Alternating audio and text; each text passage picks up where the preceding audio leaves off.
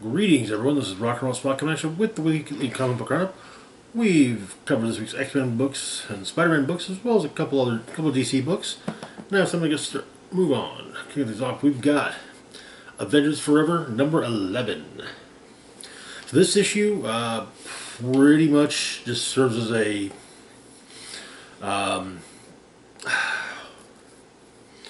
much like this month's issue of Avengers. It serves pretty much the purpose of getting everything into place before Avengers Assemble Alpha drops next month. After all, so Robbie Reyes, the All Rider, as well as the Invisible Ant-Man, and the Deathlock has been traveling with them, have been recruiting throughout the multiverse. Steve Rogers variants, Carol Danvers variants, so on and so forth. Basically making the Ultimate Avengers army. And this is actually the conclusion of the Pillars story. They're recruiting another Captain America. So it's Nick Fury. Appears to be on a goblin-centered Earth, but Ghost Rider All Rider manages to take over the helicarrier they're on, and he's having issues between keeping in touch with being Robbie, but he goes off into the multiverse, going after the multiversal masters, and upon his arrival, Black Skull's symbiote leaves.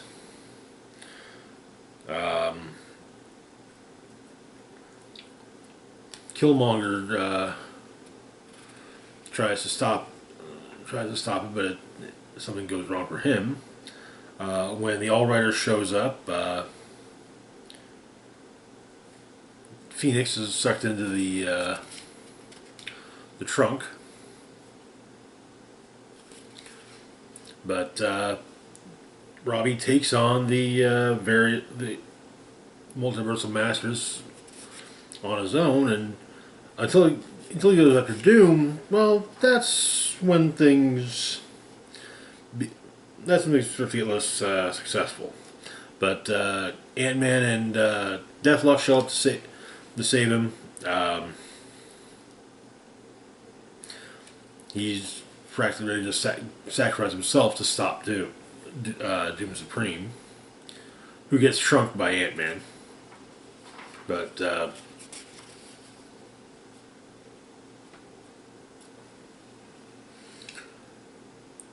Robbie and Tony are sent back by Deathlock, while Deathlock makes a stand against the Multiversal Masters and is, well, killed for it. But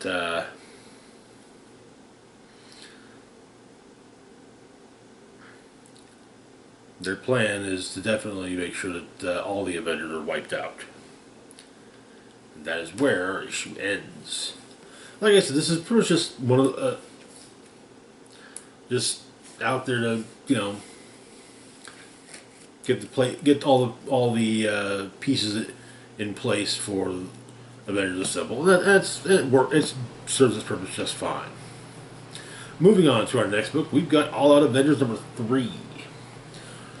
The Avengers have been dealing with a series of strange occurrences, with Tony Stark starting to notice that he's not remembering how he can't even act, and that he doesn't remember how the Avengers got into each of these, and his suit is unable to bring up the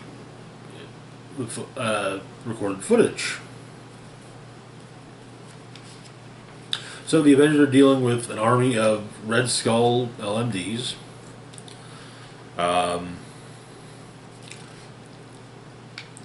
and it's a numbers thing, but they are still able to turn the tide. Um,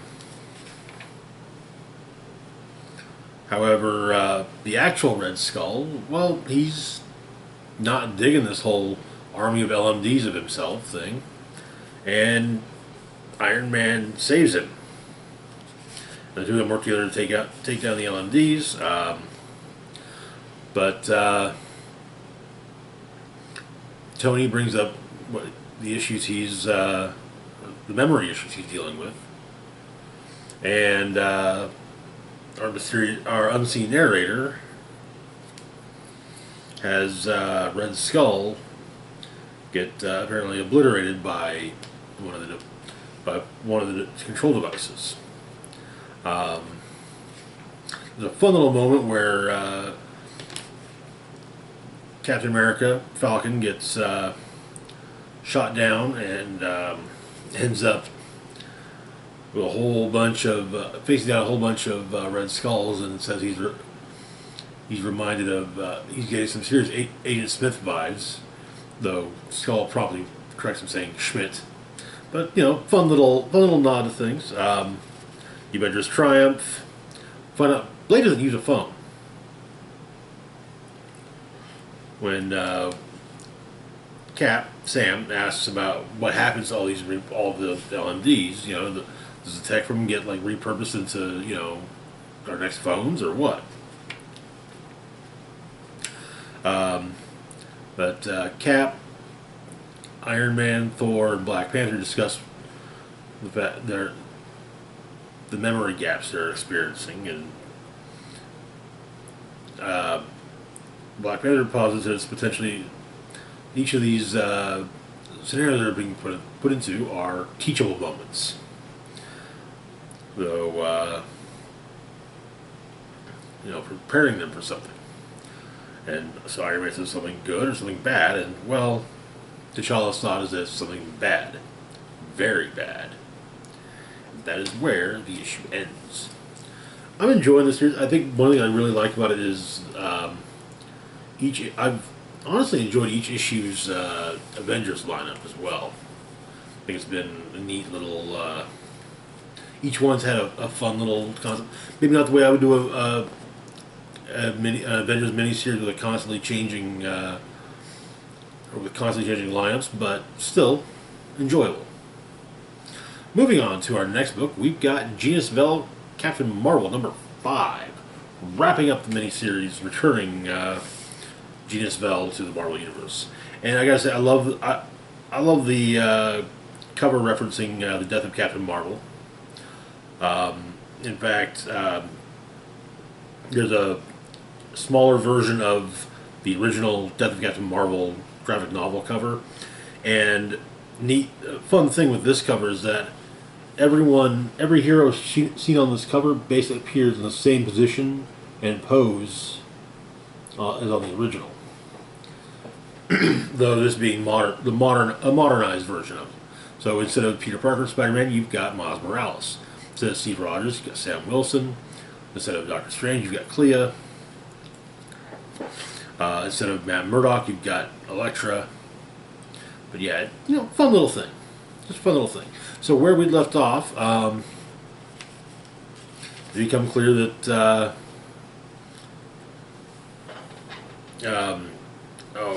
what's this asshole's name? Renvar is trying to harness the power of death to resurrect all the dead Kree from previous wars. Death, however, is currently possessing Marlo Chandler, the estranged wife of Rick Jones. And Genis-Vell is having to deal with Shatterax, who appears to be armed with a universal weapon. But he has an unknown ally who buys some time for Genis. However, Genis tries to unleash this massive energy blast against Shatterax, which causes Rick Jones, who's being flown through space with the where the negabands by Genis-Vell to start becoming intangible again. It seems this is linked to when Genis uses his powers.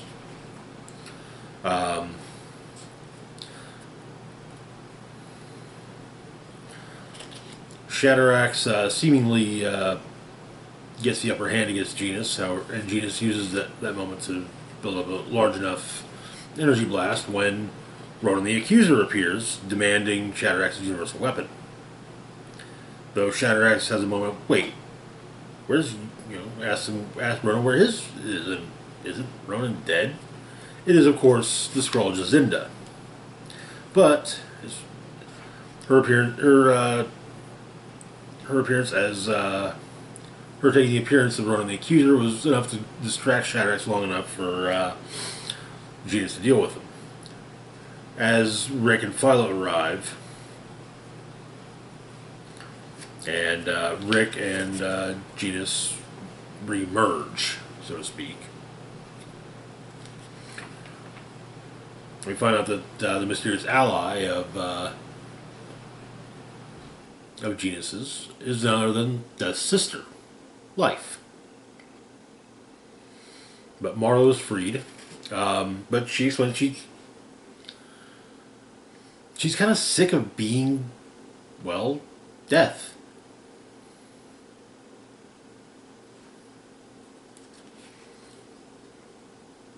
And Life doesn't appreciate the fact that Death is just kind of saying, "Yeah, I'm done, overseeing Death." But Life points out someone has to, and so Marlo volunteers to.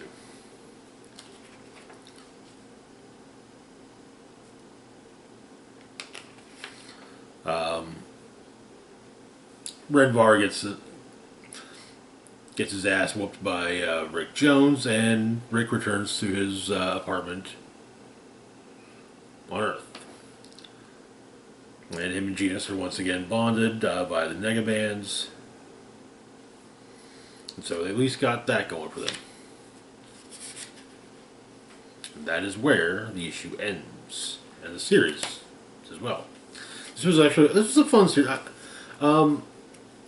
I was kind of forced out of comics for a while in the 90s, and it was pretty much just around the time that Genis-Vell was being introduced. It happened. So most of my exposure to the character comes from Fabian Niciza's run in the mid 2000s on the Thunderbolts, where Genis was a member.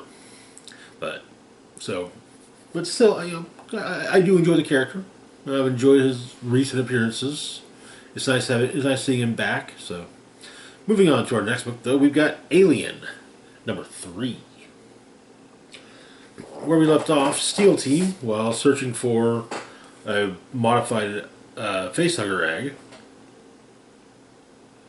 had come upon human survivors of the planet Toddler 9.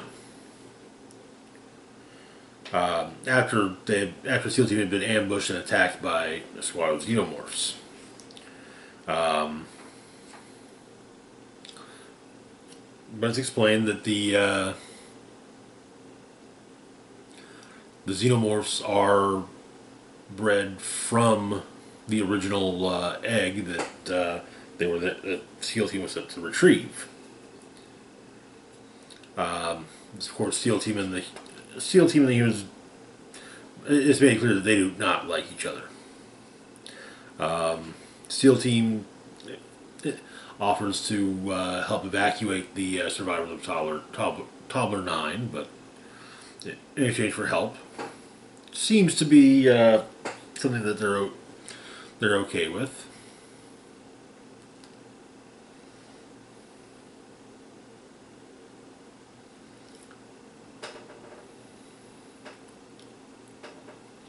But they learn about the various problems they're dealing with.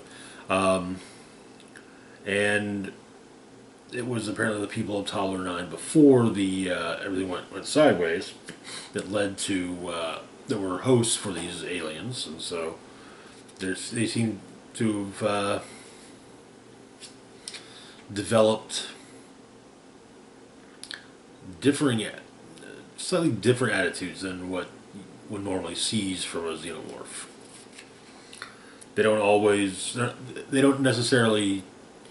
They'll leave. They'll kill just to kill, and to draw out the other humans. Um,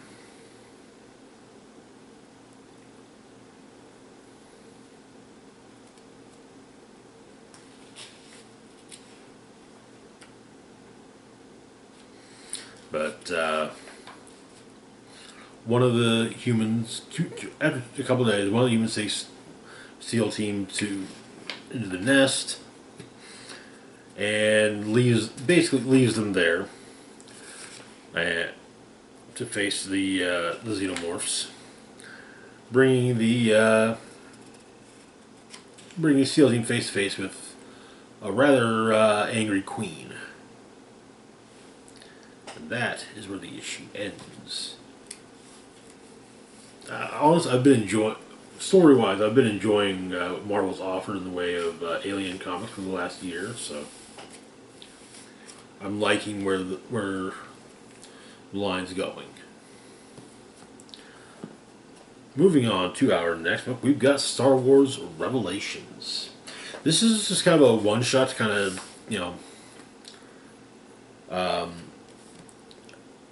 kind of give readers a taste of what's to come in the not too distant future for the Star Wars books.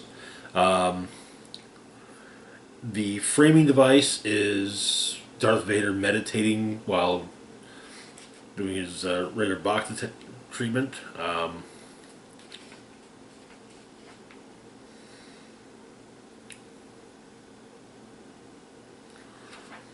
During this, he communes with the spirit, seemingly with the spirit of with something resembling a force ghost of Webbish Bog. But some things that get brought up are what's going on in Darth Vader's solo book, The Handmaidens. Echoes of Padme, who are arrayed against Vader.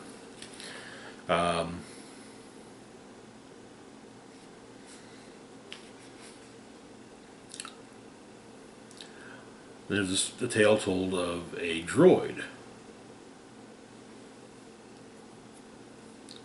Ajax Sigma, an insurgent, a droid who dared to be free. During the High Republic era, his rebellion was defeated, but his core, so to speak, was removed, and it passed hands over the years, ending up eventually in the hands of Han Solo and Chewbacca. The two of them buried it, and then another droid found and dug it out. A new body was built for Sigma, and being awakened, it kind of comes into contact. And thanks to Cheliafra's circuitry tattoos, was able to somewhat get Sigma's resurrection. It gains a notice of the spark eternal, and has an adverse effect on Afra.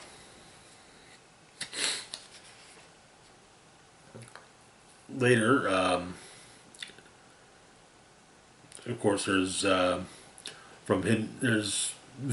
Emperor's orders to Vader from Hidden Empire #1. But what's coming from that is brought up. Valance will apparently turn on the Emperor, on the Empire, and Inferno Squadron will be sent after him to track him down. And it seems as though possibly Valance is going to kill Zuckuss and cause some problems for the bounty hunter crew. The site of I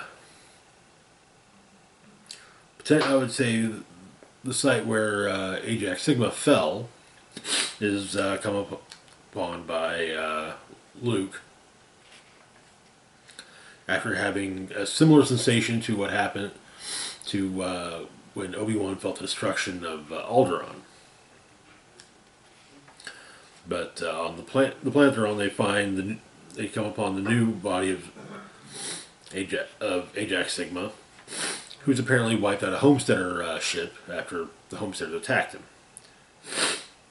But Sigma manages to escape. And we get some other, quick glimpses of what's to come. Because we get the return of IG-88. Potentially, what looks to be possibly Kira's triumph. Return of Han Solo, obviously. What appears to be Dr. Aphra and Davina Tage sharing a moment. Droids coming together. Luke discovering not one kyber crystal for his lightsaber he'll be building, but rather two.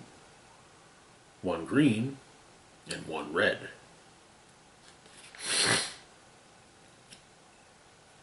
During all this, Vader ends up having to face a handful of Mustafarans, whom he promptly kills and dumping at least one of them into the lava of Mustafar before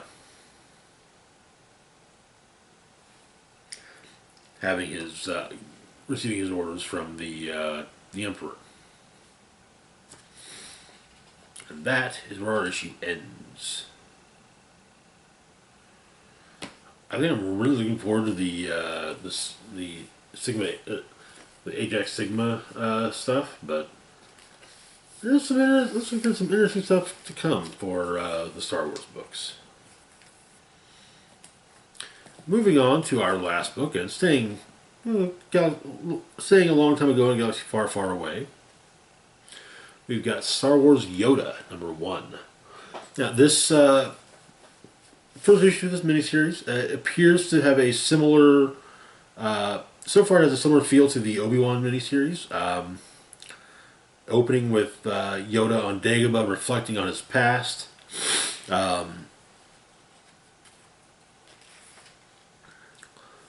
While Qui-Gon's Force Ghost is trying to contact him. But Yoda reflects on a mission he undertook a long time ago to the planet Turok in the Outer Rim. The people of Turok some of the peaceful people of Turok were constantly attacked by raiders. One of the more peaceful peoples had been rebuilding a ship, and during this attack, called for help. The Jedi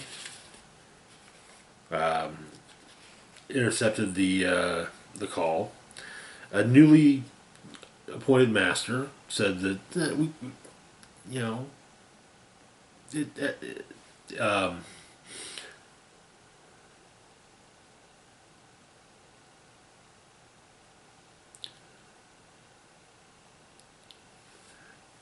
as it appears to be from a race they've never even heard of, well, why should they even bother getting involved? But Yoda opts to go, and he saves the people, and in fact even opts to stay, sending back a drone to inform the order that he'll be staying for as long as it takes to, at the very least, make sure that the people he's defending aren't wiped out as soon as he leaves. However, their first attack, after celebrating their first victory, the leader of the Raiders watches and basically says, that he intends to destroy Yoda and Yoda's new home. And that is where the issue ends. If this ends up being similar to the Obi-Wan miniseries, that's actually really cool. I like the idea of Yoda reflecting on past adventures of his, because, to be fair, there's never been a lot of in. There may have been some in Legends canon that I'm unaware of. There's a lot of Legends material I didn't read. But to the best of my knowledge, there's not a lot in Disney canon that goes into what Yoda's exploits, aside from what was shown in aside from during the prequel era. But anyway, that is going to do it for now. As always, feel free to like, share, and subscribe. Links to my Facebook, Twitter, Patreon, and PayPal found in the description box down below. This is Rock and Roll Spock signing off, saying, live long and rock hard.